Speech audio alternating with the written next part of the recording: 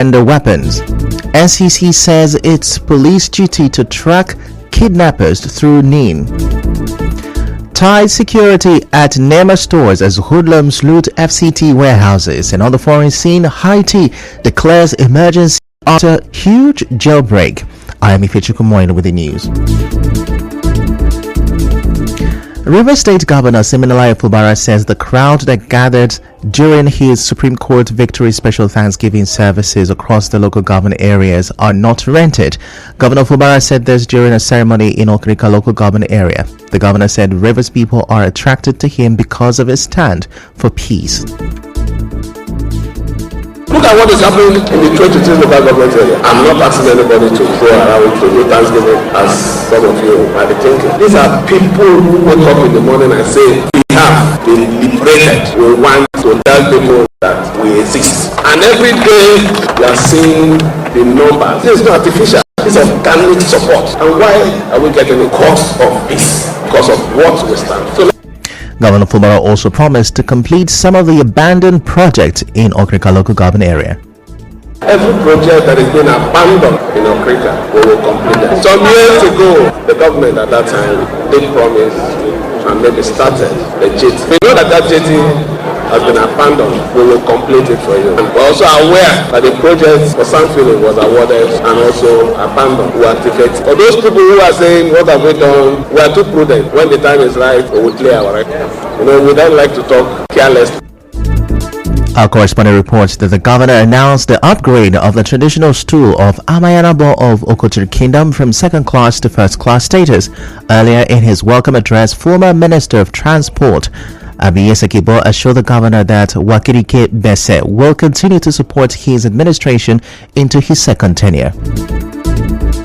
The River State Commissioner of Police Olatunji Disu has read the riot act to criminal gangs terrorizing communities and causing mayhem in various parts of the state. CP Disu spoke when a group paid him a courtesy call in his office at the police headquarters on Moscow Road in Port Harcourt.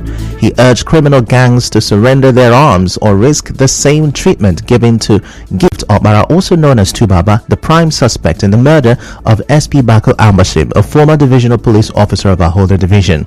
He said the police have information about criminal gangs in the state and will smoke them out sooner than later. In another development, the Nigerian Communications Commission (NCC) says it is the duty of the Nigerian police force to track bandits and kidnappers using the national identification numbers (NINs) of victims linked with their SIM cards. NCC spokesman Ruben Moka in an interview said the objective of the NIN SIM linkage is to make Nigerians have digital identity to tackle security challenges. NCC is not really a security agency. I think there are a lot of misinterpretation about what we regulate. We regulate services that help security agencies tackle crime. It is the police that they will apply to. I think any of such application goes to any ranking police officer. Any of those information addressed to them, they will be able to do that tracking. And as I said before, that tracking will not be possible if the identities or if the SIM card of that victim is not properly registered and also linked to NIN. Elsewhere, the police have beefed up security at the warehouses belonging to the National Emergency Management Agency nationwide following the looting of food warehouses in the Federal Capital Territory, Abuja, on Sunday by suspected hoodlums. The Director General of NEMA, Mustafa Ahmed, tells newsmen that to forestall any security breach at NEMA facilities, zonal directors and heads of operations have been directed to strengthen security in and around the agency's offices and warehouses nationwide. Earlier, NEMA spokesman Manzo Ezekiel said the looted facility does not belong to the agency. This is to clarify that the looted warehouse does not belong to NEMA. However, the agency sympathizes with owners of the looted warehouse. To forestall any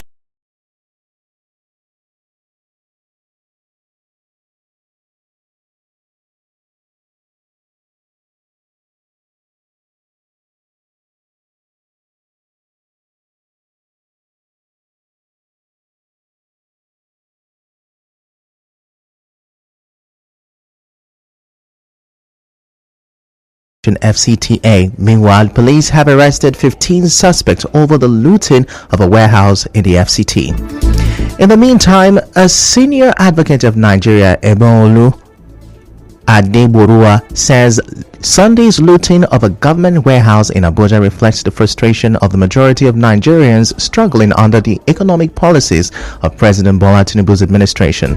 Mr. Adeborua, who spoke on Channels Television, said it is a message to the president and his economic team that there is a need to rejig the system to guarantee the survival of Nigerians. Still to come, Nigerian Air Force destroys more illegal oil refining sites in River State. Stay with us.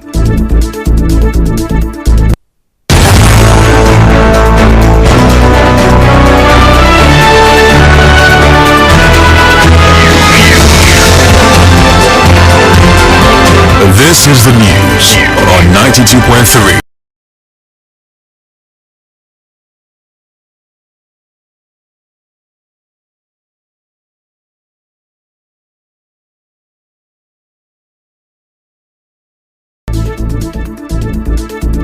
The Nigerian Air Force says its men discovered and destroyed 4 illegal crude oil refining sites at Krakrama and Temakiri in the Degema local government area of River State. NAV's Director of Public Relations and Information, Air Vice Marshal Edward Gabquet, said in a statement on Sunday that the sites were destroyed in an operation conducted on March 1st, 2024.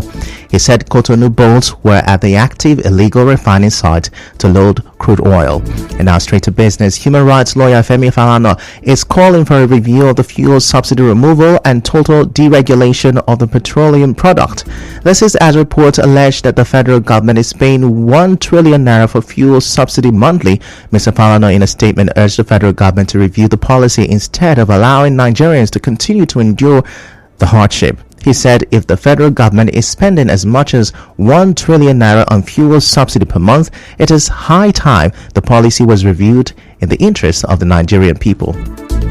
And now in entertainment, singer Paul Okoye aka Rude Boy shared a video of late Mr. Ibu on his sickbed praying for him and appreciating him while he was ill. The singer paid some of the sick actor's medical bills and was physically present with him in the hospital while he battled with his health.